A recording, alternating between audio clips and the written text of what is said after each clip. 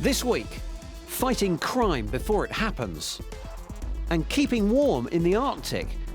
Oh my God! I say keeping warm. Oh, forget it.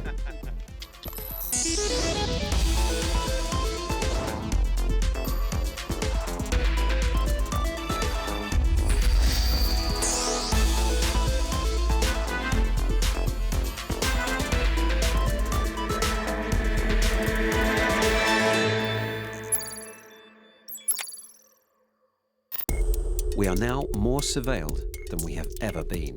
Cities are covered in CCTV cameras. Authorities are gathering data on its citizens. It would be all too easy to confuse the real world with a sci-fi dystopia.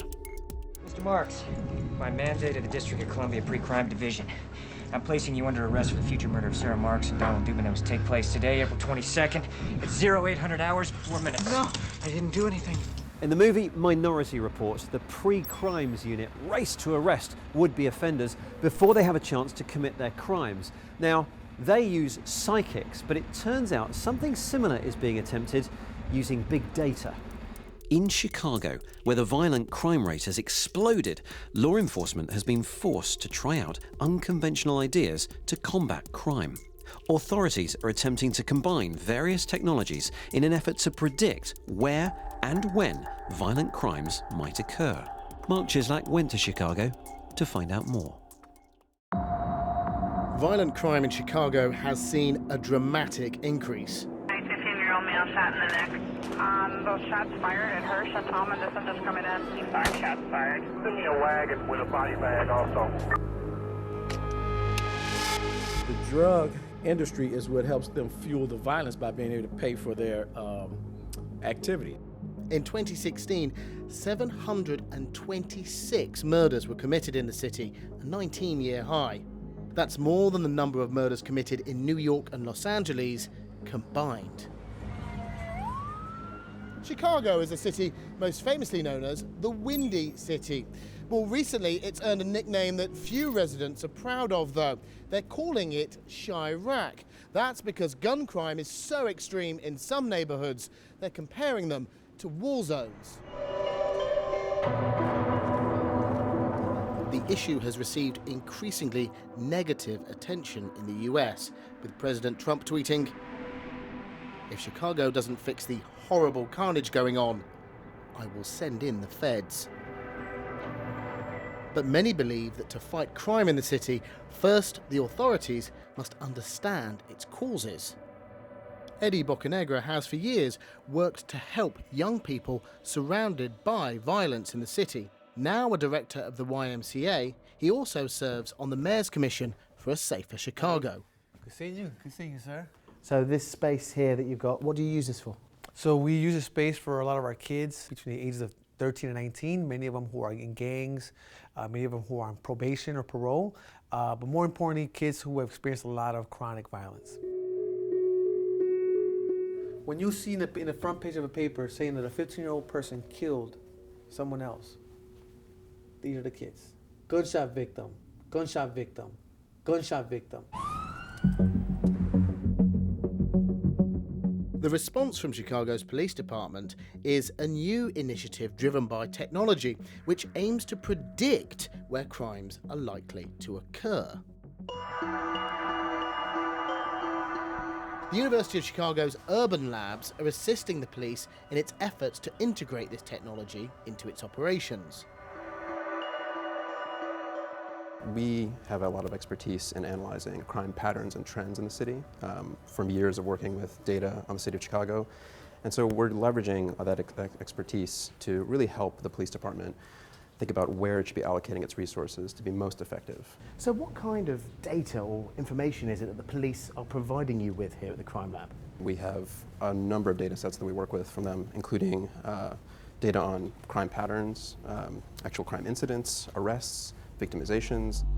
A number of different methods of analysis are used, including machine learning and predictive analytics. This is software which takes large volumes of data and tries to identify trends and patterns. These trends can then help predict where a crime might occur next. This is a heat map of homicides in District 7, and we're looking at this year over year from 2011 to 2016. And basically what you see on the map is the darker the red, the more concentrated homicides were in a given area. What sort of factors are you finding are influencing crime in these particular neighborhoods? Yeah, so most of the prediction that we're doing is space-based. So yeah, it's locations that are nearby, that are high-risk locations, like a 24-hour liquor store, a gas station where people tend to congregate. Weather seems to be playing a very big role in the data. You know, we just had a beautiful weekend, and we just had a significantly worse amount of shootings than we had in previous weekends. The police are using these predictive tools to inform the deployment of officers and resources to areas where they think crimes are likely to occur. Neighbourhoods in Chicago's west and south side are some of the city's most violent. It's these neighbourhoods which have been chosen to test the technology in a pilot scheme. We're just driving through Chicago's south side now. Now, this is one of the areas which has experienced the highest incidence of violent crime, mainly gun and drug related. To see how all of this different kit works, I'm on my way to a police station which acts as a command centre, bringing all of the technologies together. Heading up the project is Deputy Chief Jonathan Lewin of the Chicago PD. So this is our Strategic Decision Support Center. So this is where you bring all of your different technologies together? It is. This is the first time that this level of technology integration has been done, not only here, I think, but around the country. So what can we see on the screens that we've got around us? So all around us are various sensor inputs, cameras, gunshot detection. On the screen behind you is something called Hunch Lab, which is a geographic prediction tool that brings a lot of data into a model to predict risk for future violence. So what you're seeing on these little boxes here are areas where the model is recommending that we deploy resources and implement strategies to fight some of the violence that it's predicting. So, and then it's telling us that we should deploy resources, visit businesses, do foot patrol, various tactics. ShotSpotter just very quickly triangulates possible gunshot events using acoustic sensors that are located throughout the district, and it shows the officer exactly where, accurate to within 25 yards, that gunshot event occurred. And you can actually play the audio of the gunshot event, which we'll do now. So here's an event with 9 rounds fired.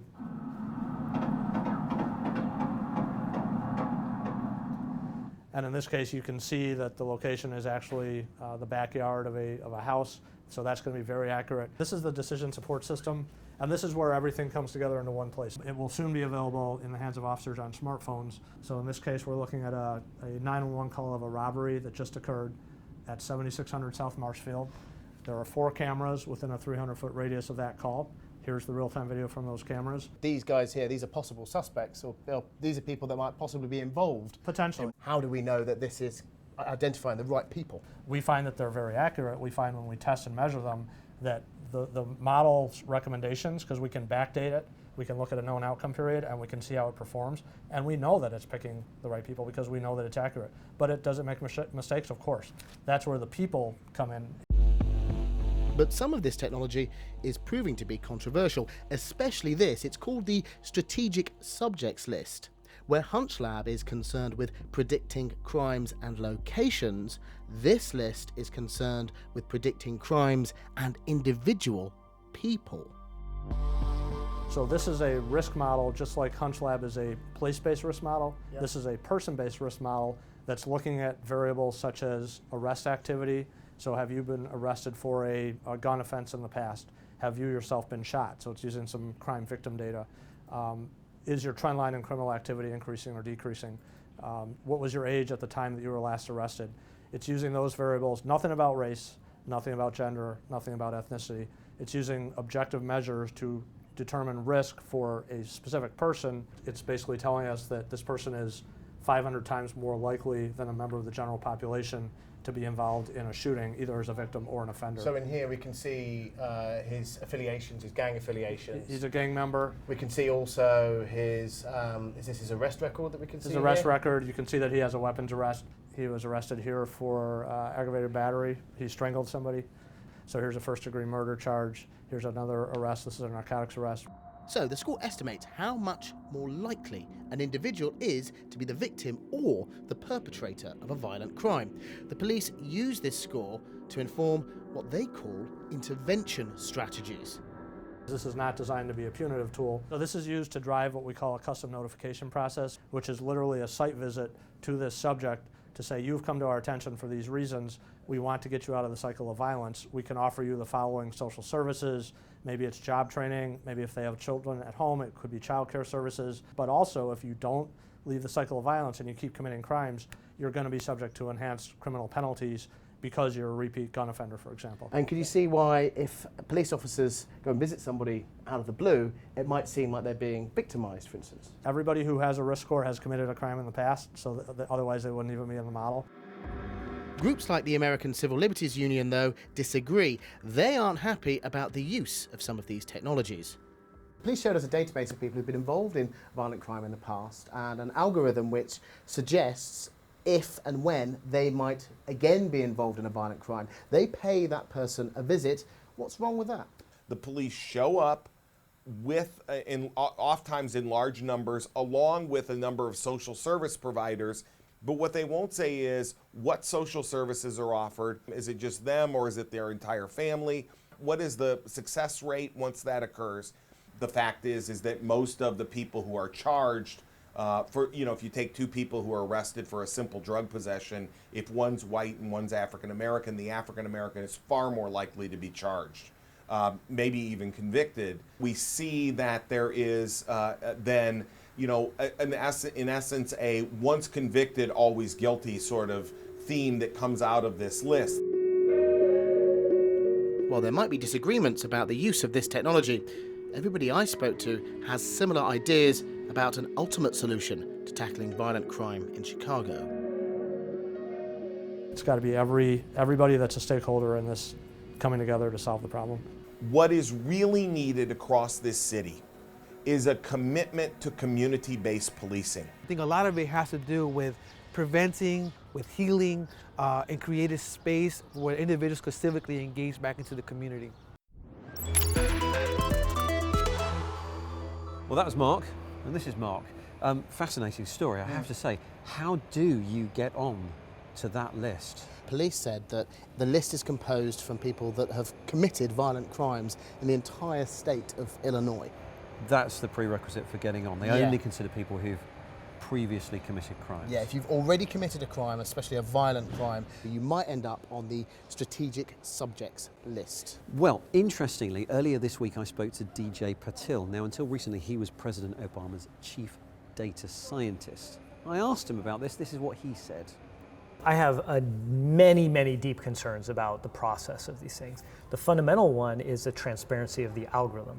Very recently in the US, we had a case that was written up by ProPublica.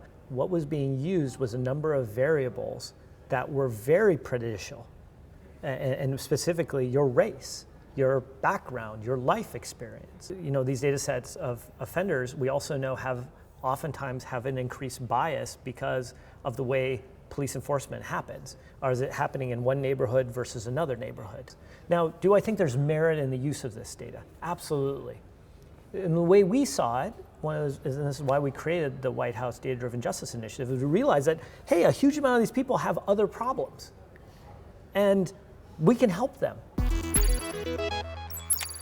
Welcome to the Week in Tech. It was the week in which we learned that Disney has filed a patent for humanoid soft body robots. Minecraft said it'll allow content creators to sell their work online, and Amazon promised to refund up to $70 million to parents whose children made in-app purchases without their consent. Naughty Johnny. It seems some hackers like waking up Texans in the middle of the night. All 156 tornado warning sirens in Dallas were turned on at once. Officials haven't yet tracked down the person responsible for the midnight hoo-ha, but say they were activated via radio or telephone signals. An ocean-going robotic snake has popped up in Southampton.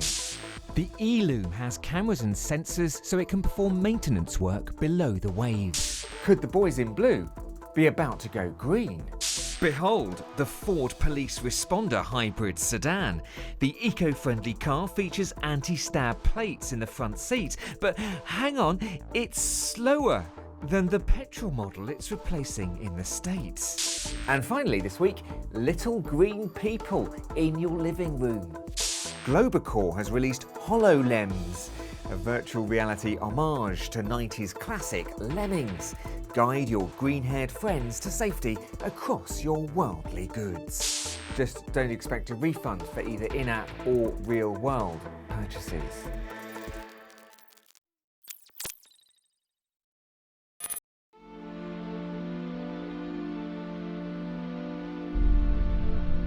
The Arctic Circle. Beautiful, wild, and unforgiving. And for 3 days, home to 4 fundraising friends.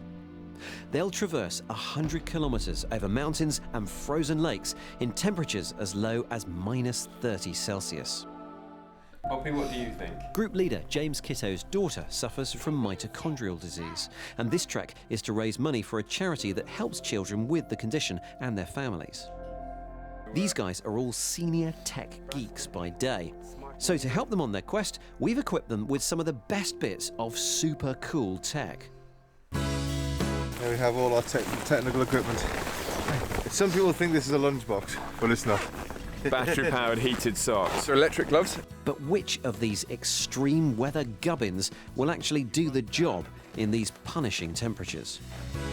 Suited, booted, and sufficiently powered up, they head off into the wilderness.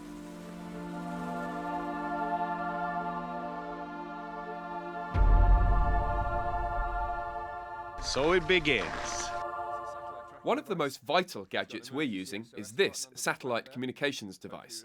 So it's going to send Connor's wife, my wife, John's wife, Tucker's girlfriend a text message to say everything's okay. So we're using some hand warmers, and that's going to keep some of our tech kit that we've got in here from freezing up, particularly a load of battery packs that we've got. We've armed ourselves with a whole load of different battery packs. This one here is the RAV Power, and it's designed to be worn. Here we have the Zero Lemon power bank. You can see it's really sturdy. It is a little bit heavy, but then again it packs 30,000 milliamps. I'm going to hide the Nomad Tile trackable battery pack from James, who you can see behind me. I'll just place it here. Aha! There you are. Wow, I think I should have hidden it better.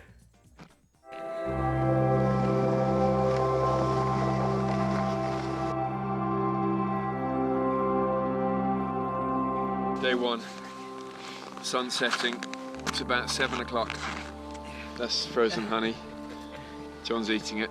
It's been a long day. Tucker, I think we made it just in time, my friend. Quite exhausting. We're all knackered, but very happy to be at this wilderness hut that we just got to.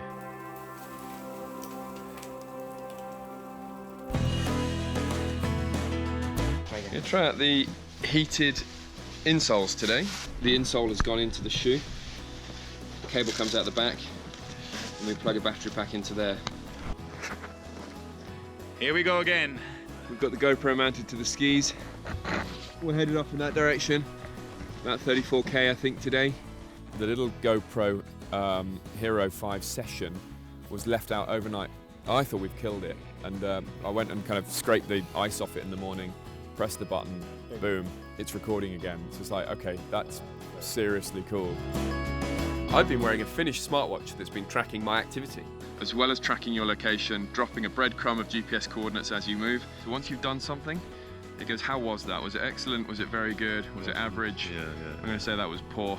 I'm going to save that up. The biggest thing I found was that it gives you so much like encouragement, you know, when you're wrecked and you're about to die after 12 hours. The heated soles in the boot are working quite nicely, giving me a bit of ambient warmth. So here we have the Blaze Spark infrared lens. Keen to capture the northern lights, Connor's got a smartphone night vision adapter. Slip in the device into the charging socket. You download an app called Blaze Spark. Very simple to load, and once you connect the camera, the app automatically starts and your phone becomes a magical infrared lens. Okay, because we had to lug quite a lot of stuff across the Arctic, there's some bits of kit we didn't take with us. It's the BioLite Camp Stove 2. It's got a fan inside it, so as you light the fire, it blows air through the bottom, causes it to really combust quickly. It's also got an integrated battery pack, and it actually converts heat into electricity and keeps that battery pack charged up. So this thing's got a USB slot, and the phone is on charge. It's already 3% up. It's really, really, really cold. My feet are warm on the plus side.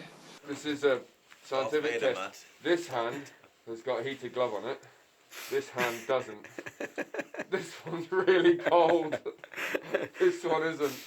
That's actually nice. It's quite a lot of weight you're carrying, and you can only charge them up from the main. So if, like us, you're trekking out in the wilderness for a few days, they're not going to see you through. Would you pay $500 for the gloves?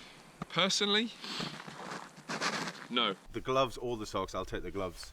Invent a great glove, because that would, I'd buy them very, very quickly. Filling our water bucket for boiling. We don't want to go and fall in there, because that's a long way down. I reckon it's about -18, -20. Sadly, Connor didn't manage to capture the Northern Lights on his night vision cam, but he did take these beautiful pictures on his phone.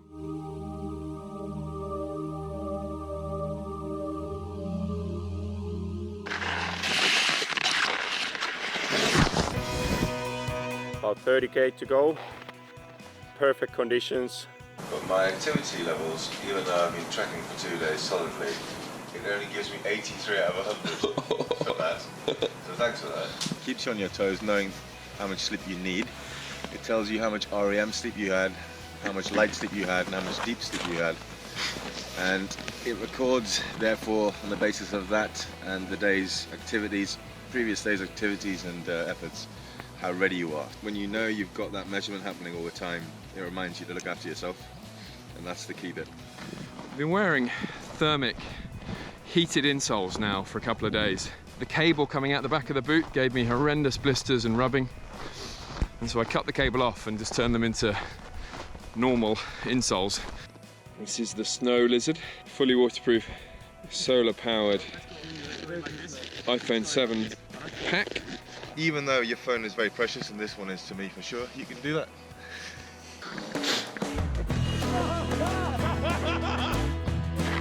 Connor and Tucker have lost it, and they're diving around in the snow, and we've still got 21 kilometers to go on day 3. Oh, nice. Hey! Oh my God! How are you doing, John? So far the crew has been really jolly and talkative. For some reason seems to be a little bit less talking now, and guys are just pushing on. Blistered and bloody toed, we approached the finishing line.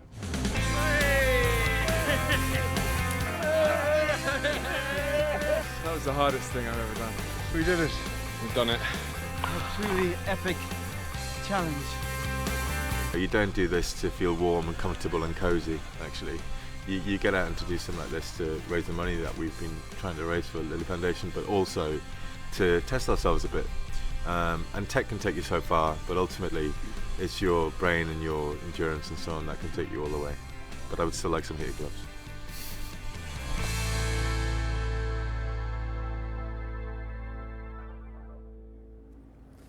Wow, what a great bunch of guys, and what a great story too, especially considering they filmed that all themselves. The good news is that so far they've raised over £17,000 for the Lily Foundation, and we wish them and James's daughter Poppy all the best. For more information on their story and everything else you've seen in this week's programme, check out Twitter. We live at BBC Click. Thanks for watching, and we'll see you soon.